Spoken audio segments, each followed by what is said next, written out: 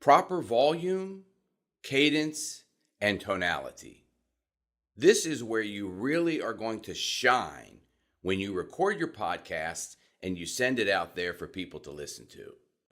When we're speaking into a microphone, it's much different than speaking on stage and having to project your voice out into an audience.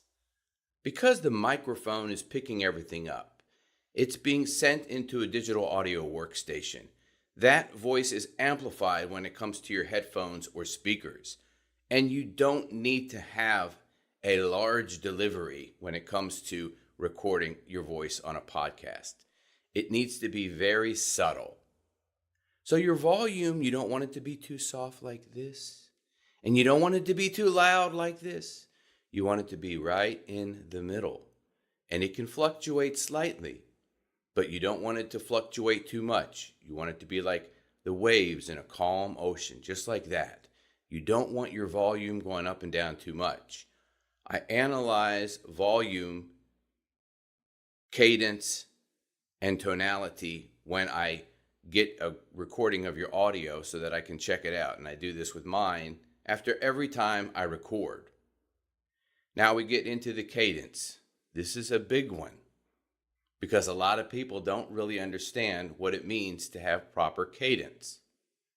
You see, some people will talk very fast at some point, and then they slow down again. And then they talk very fast, and then they slow down again. That's annoying to the listener, and you don't want to do that.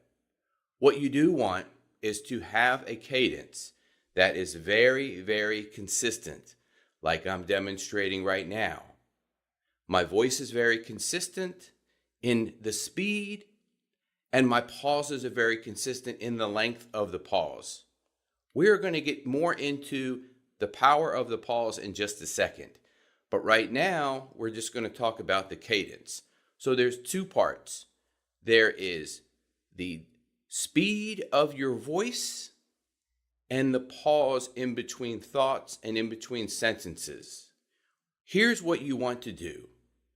You want to practice by recording your voice and having a cadence that is very easy to listen to and comprehend from even somebody that's a very young age. And one of my business coaches many years ago said, speak as if you're talking to a first grader. You want to speak slowly, you want to speak clearly, and you want to have it very concise so that anybody at any age can understand it. So when you're speaking with proper cadence, you know that it, again, like the volume, it flows like an ocean. And it's very calm, very calming, but it also has some excitement to it. The cadence has to be consistent. And then we get into tonality. With recording for audio formats such as a podcast, you don't want your tonality to be too high like this, and you don't want it to be too low like this. This is just unnatural. Now I could speak to you all day like this from my chest, but it's not very good because it's just not going to sound very good long term. So I want to reach you at a mid-level tonality.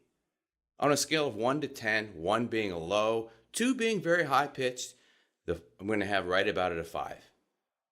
I don't want you to strain to get too high notes, and I don't want you to strain to get too low notes. I want you to stay right in the middle.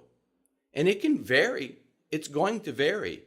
You need to have a melody there because melody is going to be one of the other videos and other sections that I talk about, how to create melody, because you have to have a personality to your voice.